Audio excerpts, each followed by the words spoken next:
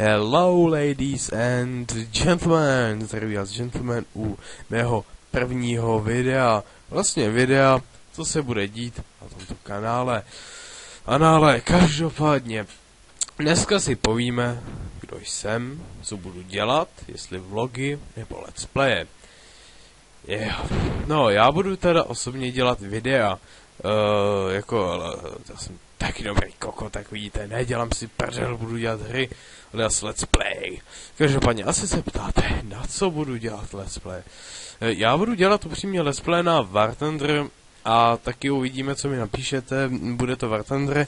Jak víte, fondum asi nikdy v životě nedám za A, je to neskutečný profík a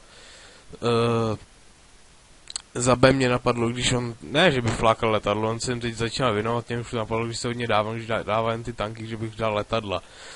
No, každopádně, se vám ještě jednu věc musím říct, ano, já jsem takový noob v tom YouTube, jak tomu vy říkáte, takže se musím naučit, tak víte, každý youtuber musí umět plynule mluvit, hovořit, nesekat se jako já teďka, mít kvalitní mikrofon a další různé věci a prostě zajímat se tím jedním tématem a ne tak to kretensky odbočovat jako já.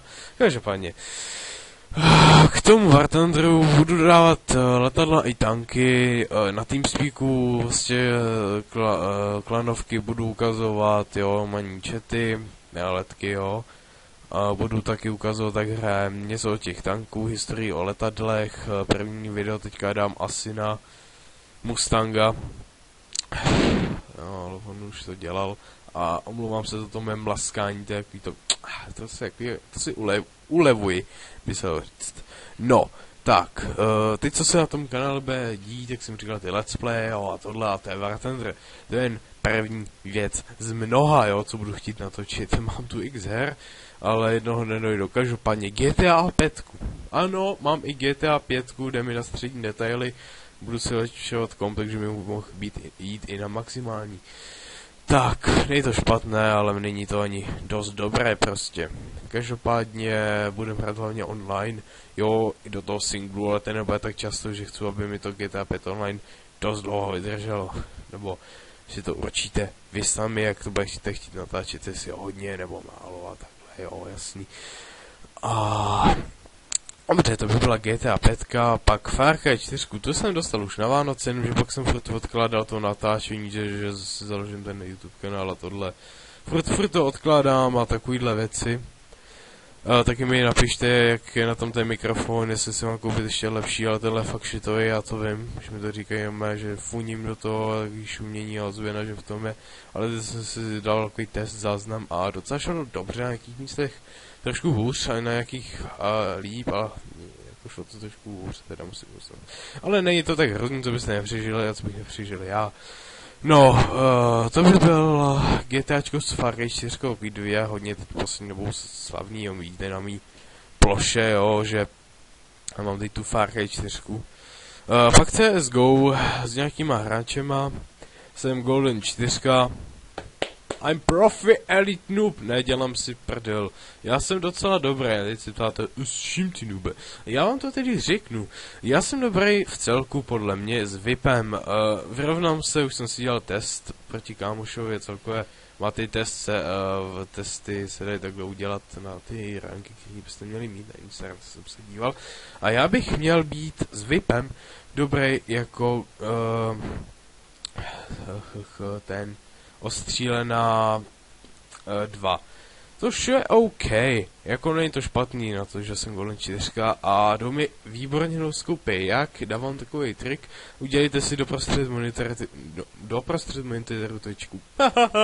Ale ono to pomáhá, hej, je to super, je to fajné, prostě pomáhá to a ty noskoupy nejsou nejhorší. No, rozumně lepší než jako bez té tečky a jako cca všichni odhadneme střed monitoru, ne někde v rohu, vole, jo. To by bylo CSGO. Když se kouknem na můj Steam, tak nevím, jestli to budu mazat nebo ne. Asi neseru na to, vole. Nebo jo, jestli si mě přidejte, tak si mě přidejte. Jak vidíte, já tu mám. A nebo ne, tyhle tohle ukazovat nebudu, to pak smažu. Každopádně Mám tam Hafoher, Mafii 2, ale to už je tak ohraná, že nevím, jestli by to mělo vůbec cenu, napište mi vy. Jo, dále jako, nevím, LOLko, jestli chcete, ale na to ne, to já jsem úplnej noob, to já neumím hrát LOLko ani za zlatýho Ježíše prostě, jo. Pak s kámošem ještě tak Red Orchestra, Dark Soul, OK, to by nebylo špatné, a potom bych to ještě viděl a další různé hry, které si řeknete a já dám hlasování. Jako třeba Hitmana tu mám, High na Zetko, jo, to jsem zapomněl, dej Zetko, budu natáčet Skyrim a určitě a další jiné hry, jo. Jako třeba co tu ještě mám, ty vole. TLFA, to si moc nechce sport, Snarnet Deep, OK.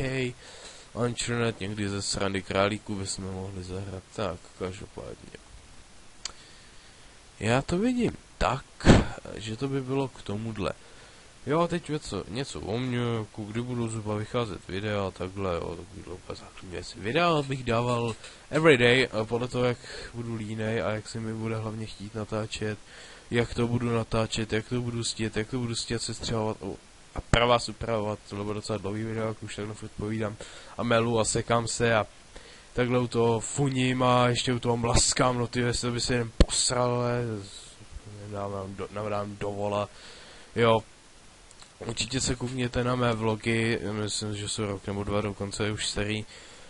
Zadejte si Martin Bicek a tam se na to koukněte.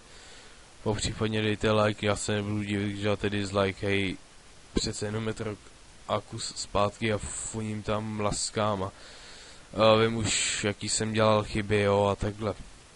A taky se omlouvám za moji výslovnost a za to mlaskání a za to fakt za tu výslovnost se budu snažit, ale moc za to nemůžu. Mám svý důvody. Tak, každopádně. První let's play, co teď vydáme, bude asi War Thunder nebo CSGO, uvidíme, z čeho se bude chtít vůbec. Jo. A nebo jestli chcete, mě se teda vůbec nechce, mohli bychom někdy zahrát i Minecraft, ale se brutálně nechce, já nechci být ten Minecraft noob, který na to přistoupí. Neříkám, že Minecraft je špatný, ale není nejlepší, prostě miluji kida, který hrál do 7 let Minecraft a pak přišel na CSGO a sere to tam celýmu týmu. Jo, takže asi takhle nějak. No, ježiš, jsem sprak koule. Ano, vážně jsem řekl, teď jsem si prokřupal koule.